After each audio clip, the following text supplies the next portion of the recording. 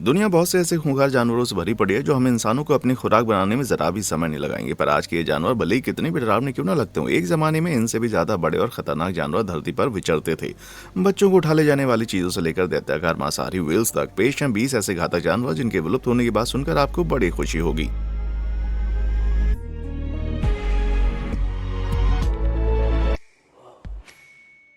Number 20, ऑकर्टोथेरियम एगेस्टिडेंस। किसी grizzly bear से सामना होने पर ज्यादातर लोग डर के मारे भाग जाते हैं, लेकिन एक फुल साइज का ग्रिजली बेयर भी ऑकर्टोथेरियम एगेस्टिडेंस के मुकाबले किसी भोले भाले मासूम बच्चे जैसा मालूम पड़ेगा।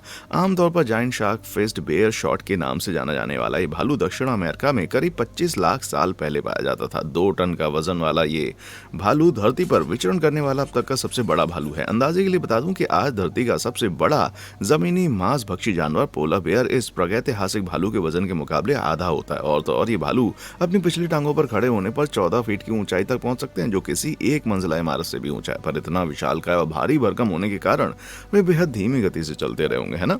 इस भालू का एक करीबी रिश्तेदार आर्कटोडस साइमस था, जो साइज में थोड़ा छोटा था पर 40 मील प्रति घंटे की रफ्तार प्राप्त कर सकता था। यानी उस हिसाब से देखा जाए तो हमारे इस भालू की रफ्तार भी ठीक ठाक रही होगी।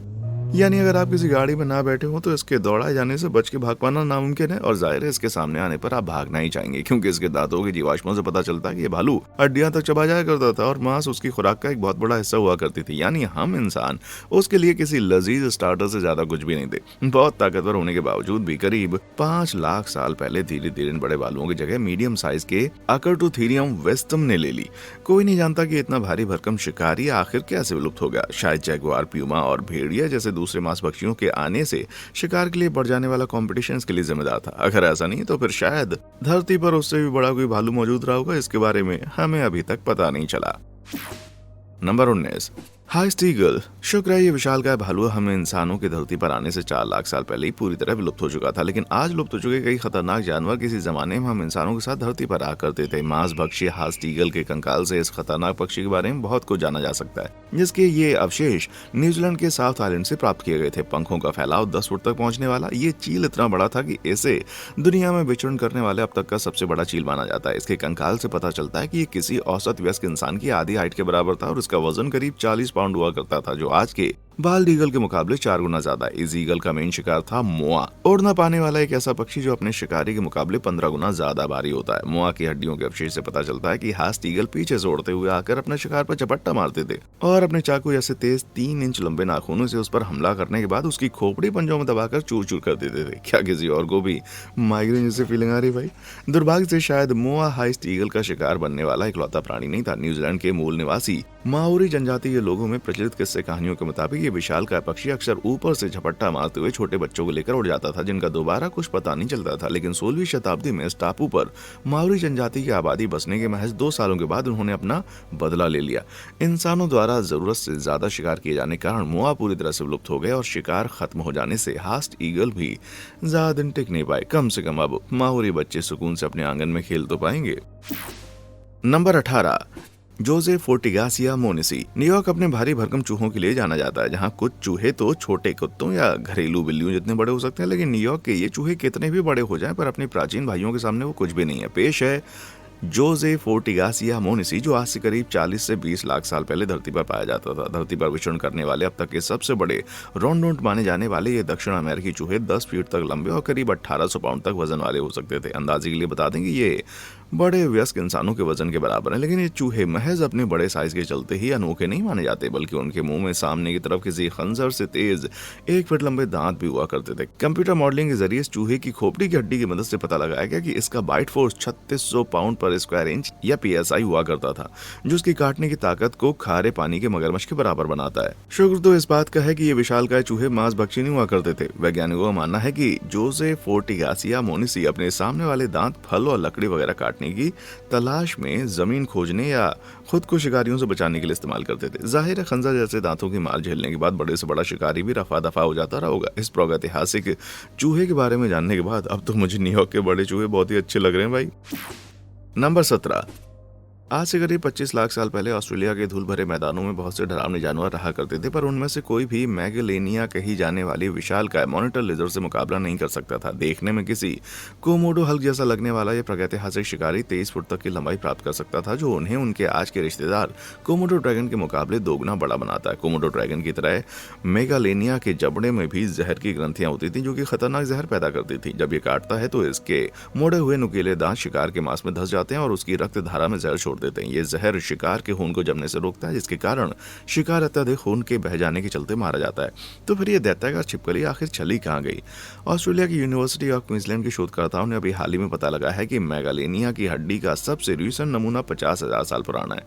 ये ठीक वही समय था जब इंसानों ने पहली बार ऑस्ट्रेलिया की धरती पर कदम रखा था। इसलिए माना जाता है कि इन विशालकाय छिपकलियों के विलुप्त होने में इंसानों का कुछ न कुछ हाथ जरूर था। इंसानों ने खुद को बचाने के लिए सीधे छिपकलियों का शिकार कर डाला या उन छिपकलियों द्वारा खाए जाने वाले शिकार को ही खत्म कर डाला। कह पाना मुश्किल है, पर यह तो पक्के तौर पर कहा जा सकता है कि ऑस्ट्रेलिया जो एक ऐसी जगह है जहां लगभग हर चीज आपको मार सकती है, वो इससे और ज्यादा खतरनाक हो सकती थी।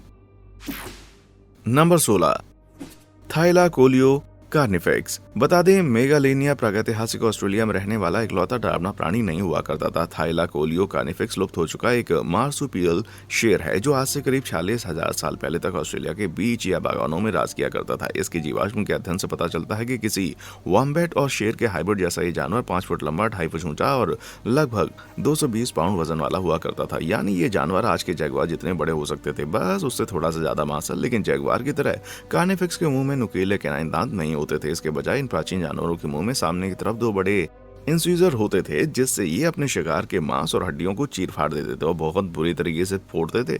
इन प्राचीन शेरों के काटने की ताकत आज के 500 वजन वाले किसी अफ्रीकी शेर जितनी होती थी, क्योंकि उनके जबड़ों की बड़ी और मजबूत मांसपेशियां हर एक दांत को एक घातक हथियार बना देती थी। या उनके सामने के दांत शिकार के मांस में धंसा जाने के लिए बने थे, वहीं उनके पीछे के दांत शिकार का गला घोंटकर उसकी गर्दन को तोड़ने काम आते थे। जैसे इतना ही काफी नहीं था, इन प्राचीन मार्सुपियल्स के पंजों में बाहर निकाले जा सकने वाले लंबे नाखून हुआ करते थे, जिससे ये अपने शिकार की अंतड़ियां बाहर खींच लेते थे। इतने सारे औजार मौजूद होने के कारण ये किलिंग मशीन बड़े से बड़े शिकार को भी 1 मिनट से कम समय में मार गिराती है। आज के अफ्रीकी शेर के मुकाबले 15% तेज, लेकिन लाख ताकत, खतरनाक दांत और नाखून होने के बावजूद ये बड़ी छिपकलियां खुद को जलवायु परिवर्तन से नहीं बचा पाई, क्योंकि ये धीरे धीरे उनका हरा भरा प्राकृतिक आवास सूख गया और उनका खाना खत्म हो गया। ये पहली बार है जब मुझे जलवायु परिवर्तन का शुक्रिया अदा करने को मन कर रहा है भाई। नंबर 15, गाइगेंटोपिथेकस ब्लैक आई। क्या बिगफुट सच में पाया जाता है? एक तरह से देखा जाए तो बिगफुट से मेल खाने वाले गाइगेंटोपिथेकस ब्लैक आई नाम के प्राइमेट्स आज से करीब 20 लाख साल पहले दक्षिणी चाइना के जंगलों में स्वच्छंद विचरण किया करते थे। अब तक उनके कंकाल में से सिर्फ दांत और जबड़ों की हड्डी मिल पाई है, जिसके चलते इनके साइज के ज्यादातर आंकड़े अंदाजे पर ही आधारित हैं। फिर भी उन दांतों के विशेषज्ञ के मुताबिक इनकी ऊंचाई करीब 10 फुट हुआ करती थी और वजन 1200 पाउंड के आसपास था, जो इसे आज के सिल्वरबैक गोरिल्ला के मुकाबले साइज में 2 गुना, वजन में 3 गुना बनाता है। दक्षिणी चाइना के जंगलों में रहने के कारण ये ज्यादातर बांस वगैरह ही खाता था। फिर भी मैं इनसे दूर रहकर बचकर निकल जाता, क्योंकि इनसे छोटा सिल्वरबैक गोरिल्ला भी किसी इंसान को पलक झपकती कीमा बनाने के लिए काफी होता है।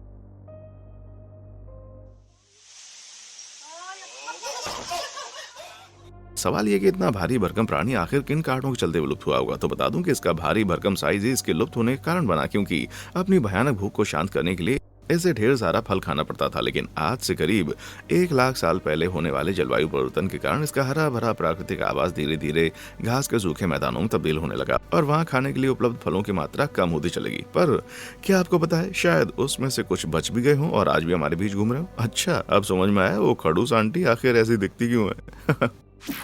नंबर 14, डिओडॉन। आज सुअरों को कोई नुकसान पहुंचाने वाला जानवर नहीं मानता है, पर मामला हमेशा से ऐसा नहीं था। अगर आज से करीब 23 लाख साल पीछे चले जाएं तो डिओडॉन कहे जाने वाले विशालकाय सुअर उत्तरी अमेरिका में पाए जा रहे हैं। ये जानवर 1650 पाउंड के वजन के होते थे और 10 फुट लंबाई के साथ आगे कंधों पर 6 फुट ऊंची हुआ करते थे, जिससे इनकी रीढ़ लोल कुछ किसी गैंडे जैसी लगती थी। लेकिन गैंडों की तरह ये सुअर सिर्फ घास फूस और पेड़ पौधों की अपनी खुराक नहीं बनाते थे। इनकी खोपड़ी पर सामने की तरफ स्थित आंखों को देखकर साफ हो जाता है कि ये सामने भागते हुए शिकार पर पैनी नजर रखने के लिए बनी थी। जी हाँ, ये सुअर एक कुशल शिकारी हुआ करता था। ताजा रिसर्च से पता चला है कि नुकीले पंजे न होने के कारण ये सुअर अपने शिकार के बराबर में भागते हुए उन्हें जोर की टक्कर मारकर गिरा देते थे, मानो कुदरती पुलिस किसी चोर को पकड़ रही हो। इन ताकतवर सुअरों को और भी खतरनाक बनाने के लिए इनके मुंह में 10 इंच लंबे कैनाइन दांत मौजूद होते थे, जो सख्त से सख्त मांस को भी आसानी से चीर फाड़ देते थे। वैज्ञानिकों का मानना है कि आज से करीब 2 करोड़ साल पहले डिओडॉन इस धरती से विलुप्त हो गया, क्योंकि बढ़ते हुए तापमान के कारण जंगल और सुअर के शिकार दोनों ही खत्म होने लगे। और मुझसे पूछो तो अच्छा ही हुआ, क्योंकि मुझे ऐसा पोर खाना पसंद है जो खुद मुझे ना खाना चाह रहा हो। Number 13, spinosaurus. अगर एक मगरमच्छ और टीरेक्स डायनासोर को आपस में मिला दिया जाए तो नतीजा क्या होगा? अगर आपको इसका जवाब किसी बुरे सपने जैसा लगता है तो बिल्कुल सही है, क्योंकि ये जानवर सचमुच में किसी राक्षस के जैसा दिखाई देता था, जिसे स्पाइनोसॉरस भी कहा जाता है। 59 फुट की लंबाई और 22 टन वजन वाले इस भारी भरकम डायनासोर को धरती पर विचरण करने वाला सबसे बड़ा मांसभक्षी डायनासोर कहा जाता है, पर आमतौर पर वे जमीनी जानवरों को शिकार करना पसंद नहीं करते थे। शोधकर्ताओं का मानना है कि उत्तरी अफ्रीका के इलाके में पाए जाने वाले डायनासोर ज्यादातर पानी में रहते थे और जायंट सी लेंग्थ, सॉफिश और लंगफिश जैसी मछलियों को खाकर अपना पेट भरते थे। इस तरह के शिकार को आसान बनाने के लिए स्पाइनोसॉरस किसी मगरमच्छ की तरह विकसित हुआ था, जिसमें 6 इंच लंबे डरावने नुकीले दांत होते थे जो फिसलन भरे शिकार को आसानी से जकड़ देते थे। सटीक तौर पर तो नहीं पता, पर इन प्राणियों के पीठ पर मौजूद मछली के पंखों जैसा स्ट्रक्चर आखिर किसी तो काम आता ही होगा। लेकिन कुछ थीरीज की माने तो उन्हें यह पानी में तैरते वक्त बैलेंस बनाने में मदद करता था। लेकिन करीब 9 करोड़ साल पहले ग्लोबल वार्मिंग के चलते उत्तरी अफ्रीका के दल सूखने लगे, जिसके चलते इनका शिकार बनने वाली मछलियां खत्म हो जाने के कारण ये विशालकाय प्राणी भी धीरे धीरे लुप्त हो गए। पर मैं दावे से कह सकता हूँ कि ये वीडियो देख रहे स्विमर्स को ये सुनकर जरा भी दुख नहीं हुआ होगा, है ना? नंबर 12, पुरुसॉरस। मगरमच्छ जैसे डायनासोर से अब आगे बढ़ते हैं सचमुच के मगरमच्छ की तरफ। आज का मगरमच्छ देखने में बड़ा ही डरावना लगता है, लेकिन पुरुसॉरस के सामने वे कुछ भी नहीं है। प्रागैतिहासिक काल की नदियों में राज करने वाले ये विशालकाय मगरमच्छ 35 फीट की लंबाई तक पहुंच सकते थे, जो किसी स्कूल बस के बराबर हो। और भले ही ये बस जितने ऊंचे ना रहे हो, पर आज के समुद्री मगरमच्छों के मुकाबले साइज में 2 गुने होते थे। तो इसमें कोई हैरत की बात नहीं है कि इस जानवर को बहुत सारे खाने की जरूरत पड़ती थी। पुरुसॉरस एक दिन में करीब 90 पाउंड खाना खाता था, जो आज के अमेरिकन एलिगेटर की खुराक के मुकाबले 20 गुना ज्यादा। अगर आप सोच रहे हैं कि ये प्राणी आखिर क्या क्या खाता है, तो जवाब है जो भी सामने पड़ जाए। कार जितने बड़े कछुओं से लेकर बड़े बड़े जमीनी जानवरों तक हर चीज उनके पेट में पहुंच जाती थी। इतना ढेर सारा शिकार पकड़ने की जरूरत पूरी करने में उनके ताकतवर जबड़े हमेशा काम आते थे। वैज्ञानिकों ने गणना की है कि इस मगरमच्छ के काटने की ताकत 11.5 टन तक की होती है, जो मौजूदा ग्रेट व्हाइट शार्क के काटने से 20 गुना ज्यादा है। और मैं समझता था कि शार्क बड़ी खतरनाक होती है भाई। नंबर 11, यूटारैप्टर। आपने जुरासिक पार्क मूवी देखी है तो आपको पता होगा कि वेलोसिरैप्टर कितने खतरनाक होते थे, लेकिन हकीकत में यूटारैप्टर उनका बड़ा भाई हुआ करता था। पक्षी जैसा ये डायनासोर 12.5 करोड़ साल पहले पाया जाता था और 18 फीट की लंबाई के साथ ही आज की किसी शिपिंग कंटेनर जितनी बड़ी एक किलिंग मशीन हुआ करती थी। उस किलिंग को और ज्यादा आसान बनाने के लिए उनके दोनों पंजों पर 1 फुट लंबा नाखून होता था। इस जानवर की महज एक दुलत्ती ही शिकार के टुकड़े कर सकती थी। अगर आप इससे भागने की सोच रहे हैं तो गुड लक, क्योंकि इसकी लंबी पतली टांगे और इसी आकार के दूसरे डायनासोर की स्पीड के हिसाब से अंदाजा लगाया जाए तो यूटारैप्टर 30 मील प्रति घंटे की रफ्तार से भागता रहा होगा। हालांकि इन डायनासोर्स की जीवाश्म में हमें अब तक पंखों कोई निशान नहीं मिले, पर उनके दूसरे रिश्तेदारों के जीवाश्मों में पंखों के अवशेष देखकर वैज्ञानिक आश्वस्त हैं कि यूटारैप्टर के भी पंख हुआ करते थे, यानी कि एक बड़े से खतरनाक और जानलेवा मुर्गे की तरह। इससे खतरनाक क्या लोग हैं मेरे भाई। मैं तो अब बेसब्री से जुरासिक सीरीज की अगली फिल्म जुरासिक चिकन का इंतजार कर रहा हूँ। नंबर 10, स्माइलोडॉन। फिल्मों की बात चलिए तो कभी ना खत्म होने वाले आइस एज मूवी सीरीज के मशहूर सेबर टूथ टाइगर डिएगो को भला कौन भूल सकता है। बता दें, डिएगो मूवी में भले ही बड़ा क्यूट लगता हो, लेकिन अगर आप असल जिंदगी में इस जानवर के करीब जाने की कोशिश करते हैं तो आपको बेहद गंभीर चोटें झेलनी पड़ सकती हैं। सेबर टूथ टाइगर प्रजाति का सबसे मशहूर सदस्य स्माइलोडॉन आज से तकरीबन 25 लाख साल पहले अमेरिकी महाद्वीपों में रहा करता था। इस बड़ी सी बिल्ली के ऊपरी जबड़ों के कोनों से निकले 8 इंच लंबे दांत देखने में भले भयानक लगते हो, पर असल में इन किनाइन दांतों में बहुत ज्यादा ताकत नहीं होती थी। सेबर टूथ टाइगर की खोपड़ियों के जीवाश्म के कंप्यूटर स्कैन से पता चला कि ये महज 220 पाउंड की ताकत से काट सकते थे, जो किसी औसत इंसान के काटने की ताकत से थोड़ा ज्यादा। इसी कमी को पूरा करने के लिए आज की मौजूदा बड़ी बिल्लियों के मुकाबले शिकारी का अगला पैर और कंधा बेहद मजबूत था और मस्कुलर भी था। इन ताकतवर बाजुओं की मदद से वो अपने शिकार को किसी WWE मैच की तरह पटक देते थे, फिर सिर झुकाकर अपने लंबे दांत उसकी गर्दन की नली में गड़ा देते थे। लेकिन जबरदस्त ताकत और लंबे दांत इस शिकारी के जलवायु परिवर्तन और इंसानों के प्रकोप से बचा नहीं पाए, जिन्होंने आज से करीब 10,000 साल पहले सेबर टूथ द्वारा खाए जाने वाले जानवरों को हद से ज्यादा शिकार करके सेबर टूथ को विलुप्ति तक पहुंचा दिया। ये वीडियो देख रहे कैट लवर्स के लिए मेरी तरफ से ढेर सारी सांत्वनाएं। Number 9, mega piranha. प्रागैतिहासिक काल में जमीन पर चलना खतरनाक साबित हो सकता था, लेकिन नदियां तो उससे भी कहीं ज्यादा घातक होती थी। आज से करीब 1 करोड़ साल पहले लेट मायोसीन पीरियड के दौरान आपको दक्षिण अमेरिका की नदियों में मेगा पिरान्हा का सामना करना पड़ सकता था। जैसा कि इसके नाम से ही जाहिर हो रहा है, ये मांस भक्षी मछलियां साइज में बहुत बड़ी हुआ करती थी। आप कहेंगे कितनी बड़ी? वे 28 इंच या 2 फुट से ज्यादा लंबी, यानी आज की पिरान्हा के मुकाबले 2 गुने से भी ज्यादा लंबी हो सकती थी। उनका वजन 22 पाउंड हुआ करता था, जो आज की पिरान्हा के मुकाबले 4 गुना। लेकिन सिर्फ इन मछलियों का साइज ही इन्हें डरावना नहीं बनाता। आज की मौजूदा ब्लैक पिरान्हा की बाइट फोर्स के हिसाब से अंदाजा लगाते हुए वैज्ञानिक इस नतीजे पर पहुंचे कि मेगा पिरान्हा की काटने की ताकत कम से कम 1000 पाउंड रही होगी, यानी कि ये मछलियां किसी ग्रेट व्हाइट शार्क जितनी ताकत से काटती थी, जब उनका साइज ग्रेट व्हाइट साइज के महज 40वें हिस्से के जितना होता था। ये सब जानने के बाद मुझे आज की पिरान्हा मछली अब उतनी बुरी नहीं लग रही भाई। नंबर 8, कैमेरोसॉरस। ये तो आप जानते हैं कि प्रागैतिहासिक काल के पानियों में जाना एक बेहद बुरा आइडिया था, पर मामला और भी बुरा हो सकता था क्योंकि वहाँ एलियन जैसा दिखने वाला कैमेरोसॉरस भी होता था। कैमेरोसॉरस आज से 47 करोड़ साल पहले ऑर्डोविशियन पीरियड के दौरान पाया जाता था और ये एक तरह का शुरुआती सेफलोपॉड था जिसमें ऑक्टोपस, स्क्विड और कटल फिश जैसे मौजूदा मोलस्क भी आते हैं। इस प्राणी के शरीर की सबसे खास बात थी 36 फीट लंबी कोन जैसी एक शेल जो कि इसके अंदरूनी शरीर को सुरक्षित रखती थी। लेकिन ये मांसभक्षी जानवर अपना शिकार आखिर कैसे करता था? आकार में बेहद बड़ा होने के कारण ये चुपचाप समुद्र की तली पर लेट जाता था और वहीं पड़े पड़े शिकार के आने का इंतजार करता था। जब कोई बेचारा शिकार अनजाने में उसके पास आता तो ये बेहद फुर्ती से अपने लंबे लंबे टेंटिकल बढ़ाकर उसे जकड़ लेता और उसे अपने मुंह में खींच लेता था। उसके बाद ये अपने शिकार के सख्त बाहरी खोल को अपनी बड़ी से चोंच में दबाकर तोड़ देता था और अंदर का मुलायम शरीर निकालकर खा जाता था। शुक्र है कि कैमेरोसॉरस का राज आज से करीब 44.3 करोड़ साल पहले खत्म हो गया, जब ऑर्डोविशियन मास एक्सटिंक्शन के चलते समुद्र की 85% प्रजातियां विलुप्त हो गई थी। चलो कम से कम अब मैं समुद्र में सुकून से तैर तो सकूंगा, स्क्विड जैसे इस बड़े से जानवर द्वारा मेरी खोपड़ी फोड़ने के डर के बिना। Number 7, Megatherium americanum. Sloth bear बहुत ही छोटे और क्यूट होते हैं ना, पर आपको जानकर हैरानी होगी कि मेगाथीरियम अमेरिकैनम नाम का उनका पूर्वज उनसे हर मामले में एकदम अलग हुआ करता था। ये विशालकाय स्लॉथ दक्षिण अमेरिका में आज से करीब 4 लाख से 8,000 साल पहले तक विचरण किया करते थे। वे कद में 12 फीट ऊंची और वजन में 4 टन हुआ करते थे, यानी आज के हाथियों जितने भारी। जैसे इतना काफी ना रहो, ओवर हीटिंग से बचने के लिए मेगाथीरियम के शरीर पर जरा भी बाल नहीं होते थे। भाई साहब, ये कितने बदसूरत रहे होंगे। चीजों को और ज्यादा बेहतर बनाने के लिए उनके अगले पैरों में 7 इंच लंबे पंजे हुआ करते थे। ये जानवर सच में मुझे बहुत ही डरावनी लगने वाली चीजों में अपनी जगह बनाता जा रहा है। वैज्ञानिकों का मानना है कि खुशकिस्मती से मेगाथीरियम पूरी तरह से शाकाहारी हुआ करते थे और अपने लंबे नाखूनों की मदद से पेड़ों की डाली और पत्तियों को तोड़कर खाया करते थे। हालांकि ये पूरी तरह से साफ नहीं है कि उनकी खुराक में मांस शामिल था या नहीं, पर यह संभव है कि वे कभी कभार मुर्दा जानवरों को खा लिया करते होंगे। वहीं कुछ तहरीर ये भी कहती है कि मेगाथीरियम छोटे शाकाहारी जानवरों का शिकार करता था और उन्हें उछालकर अपने नाखूनों से उनको चीर डालता था। कमाल की बात यह है कि वैज्ञानिकों के हिसाब से खुद इंसान इस जानवर का शिकार करते थे। अर्जेंटीना में मिली एक शिकारगाह से पता चलता है कि आज से करीब 12,000 साल पहले इंसानों के ग्रुप ने एक जायंट स्लॉथ का शिकार करके उसे मार डाला, फिर अपने हथियार और उसकी हड्डियों को उसी जगह छोड़कर चले गए। इंसानों द्वारा जरूरत से ज्यादा किए गए शिकार और जलवायु परिवर्तन के कारण पेड़ पौधों की खुराक खत्म हो जाने के कारण ये बड़ा सा स्लॉथ बेयर धरती से हमेशा के लिए विलुप्त हो गया।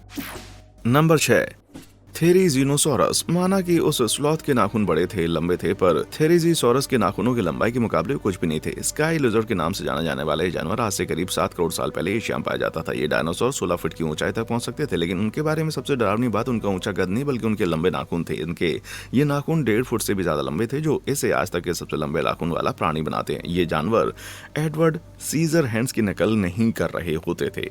ये उस वक्त अपने लंबे नाखूनों की मदद से पत्तियों फल वगैरह को नोच कर खा रहे होते थे। बेहद खतरनाक नाखून होने के बावजूद ये जानवर शुद्ध शाकाहारी थे, पर शायद वो ये बात जुरासिक वर्ल्ड डोमिनियन मूवी बनाने वालों को बताना भूल गए। शाकाहारी इसलिए क्योंकि वे दूसरे शाकाहारियों की तरह 2 पैरों पर चलते थे और पिछली टांगों पर खड़े होकर ऊंची डालियों तक पहुंच जाया करते थे। पर फिर भी मैं इतने खतरनाक दिखने वाले किसी शाकाहारी प्राणी से कभी कोई पंगा नहीं लेना चाहूंगा। अफसोस कि जानवर के मास एक्सटिंक्शन के दौरान पूरी तरह से खत्म हो गया था, पर उसकी लंबे नाखूनों वाली विरासत को कुछ लोग आज भी जिंदा रखे हुए हैं मेरे भाई।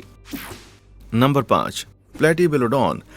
हम देख चुके हैं कि आज के जानवरों के प्रागैतिहासिक पूर्वज कितने अजीबोगरीब दिखा करते थे और प्लेटिबेलोडॉन उनका मामला भी ठीक वैसा ही था। विशालकाय स्तनधारी एशिया, अफ्रीका और उत्तरी अमेरिका में आज से 2 करोड़ साल से लेकर 80 लाख साल पहले तक विचरण किया करते थे। इन जानवरों की सूंड के नीचे बेहद अजीब सा दिखने वाला एक बड़ा सा जबड़ा हुआ करता था। इस लंबे जबड़े के सिरे पर 2 चपटे और चौड़े दांत हुआ करते थे जो मॉडिफाइड इंसीजर्स जैसे काम करते थे।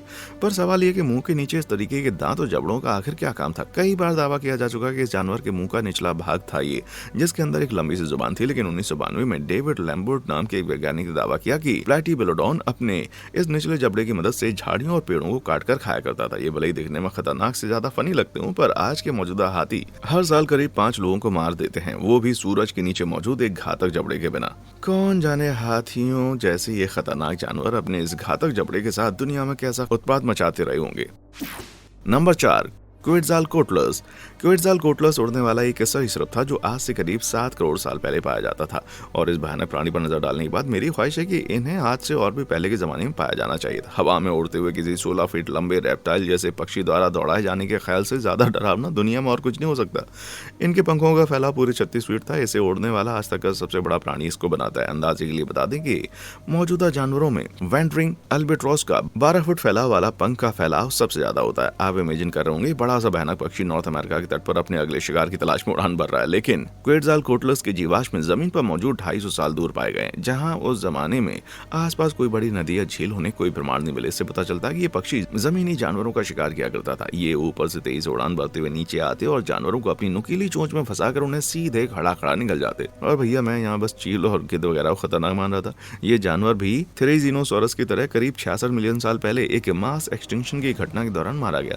शुक्र है आज हमें आसमान से झपट्टा मारने वाले जिराफ जितने बड़े किसी मांस भक्षी पक्षी का शिकार बनने का डर नहीं है। नंबर 3, रेम्फोरिंग्स। उड़ने वाले भयानक प्राणियों का किस्सा भी खत्म नहीं हुआ। उड़ने वाले इस सरीसृप का नाम है रेम्फोरिंग्स, जो यूरोप और अफ्रीका के आसमानों में आज से करीब 15.4 टू 13.7 करोड़ साल पहले राज किया करता था। लेकिन क्विट्ज़ालकोट्लस की तरह रेम्फोरिंग्स आकार में ज्यादा बड़ा नहीं होता था। उनके पंखों का फैलाव महज 6 फीट और शरीर की लंबाई 20 इंच होती थी, जो उन्हें किसी बड़े पंखों वाले कबूतर जैसा बनाता था। लेकिन आकार की इसी कमी को वे खतरनाक जबड़ों से पूरा कर लेते थे, जिसमें सुई जैसे ढेर सारे आड़े तिरछे नुकीले दांत भरे होते थे। दिखने में भले ही लगता हो कि ये बेचारी चिड़िया के मुंह में कांटा लग गया है, पर असल में ये दांत इसके बड़े काम आते थे। ये पक्षी झील या पानी की सतह से सटकर उड़ते हुए पानी में आंखें गड़ाए रहता था और जैसे ही मछली नजर आती है अपनी चोंच को नीचे करके पानी में डाल देता। फिसलन भरी मछली इसके आड़े तिरछे नुकीले दांतों में फंस जाती। मछली उसके मुंह में छटपटाती रहती और ये उन्हें खड़ा खड़ा निकल जाता। तो ध्यान रखिए, अगर ये पक्षी कभी धरती पर वापस आता है तो उसे अपने हाथों से खाना खिलाने की कोशिश बिल्कुल ना करें। नंबर 2, लिव्याटन।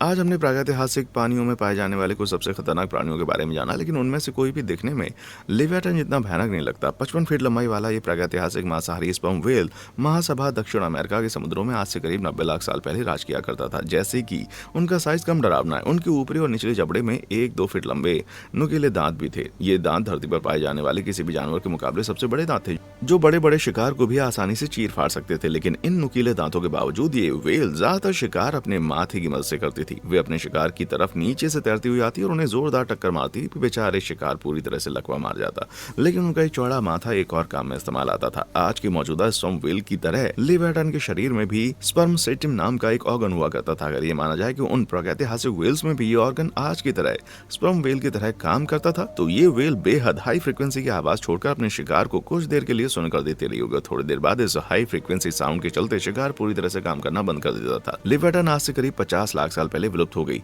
जब मायोसीन युग के अंत में गिरने वाले तापमान के कारण उसके शिकार की तादाद में भारी गिरावट आई। यानी चिंता की कोई बात नहीं है, क्योंकि अब आप मजे से क्रूज पर जा सकते हैं और रास्ते में आपको मोबी डिक का कोई बड़ा डर भी नहीं सताएगा। Number 1, megalodon. आपको शायद लग रहा होगा कि समुद्र का कोई भी जानवर लिव्याटन को हरा नहीं सकता, तो मिलिए मैग्लोडॉन से।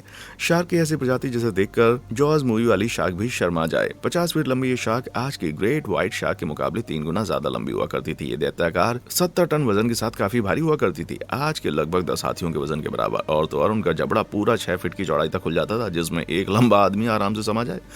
उनके इस शक्तिशाली जबड़े के अंदर 7 इंच लंबे 276 बड़े दांत हुआ करते थे, जो किसी का भी शिकार पलक झपकते कर सकते थे। जैसे इतना ही काफी नहीं था, इन दैत्याकार शार्कों के काटने की ताकत 40,000 पाउंड प्रति स्क्वायर इंच हुआ करती थी, जो ग्रेट व्हाइट शार्क के काटने की ताकत के मुकाबले 10 गुना ज्यादा है। दुनिया भर के समुद्र में आज से करीब 2 करोड़ साल से लेकर 36 लाख साल पहले तक विचरण करने वाली इस भारी भरकम शार्क को खाने के लिए लिव्याटन से मुकाबला करना पड़ता रहा होगा। अगर दोनों में लड़ाई होती रही होगी तो मैग्लोडॉन लिव्याटन की मोटी चर्बी में अच्छा खासा डेंट जरूर देती रही होगी, लेकिन आकार में काफी बड़ा होने और हाई फ्रीक्वेंसी साउंड के चतुर इस्तेमाल के चलते उस मुकाबले में आखिरकार जीत व्हेल की होती रही होगी। पर क्या पता, हाँ इतना जरूर पता है कि शार्क किसी इंसान को छोटी सी मछली की तरह आसानी से गप कर सकती थी। पर यह दैत्याकार शिकारी दुनिया से आखिर खत्म कैसे हुआ? आज से करीब 36 लाख साल पहले जलवायु परिवर्तन होने के कारण दुनिया के समुद्रों का तापमान गिरने लगा, जिसके चलते मैग्लोडॉन के गर्म पानी के प्राकृतिक आवास कम हो गए और धीरे धीरे प्रजाति पूरी तरह विलुप्त हो गई। ये कैसी खबर है जिसे सुनकर मुझे बड़ी राहत मिल रही है भाई। अगर आप विलुप्त हो चुके इन भयानक जानवरों में से किसी को वापस ला पाते तो आप किसे चुनते? नीचे कमेंट बॉक्स में हम अपना जवाब जरूर बताएं। देखने के लिए शुक्रिया।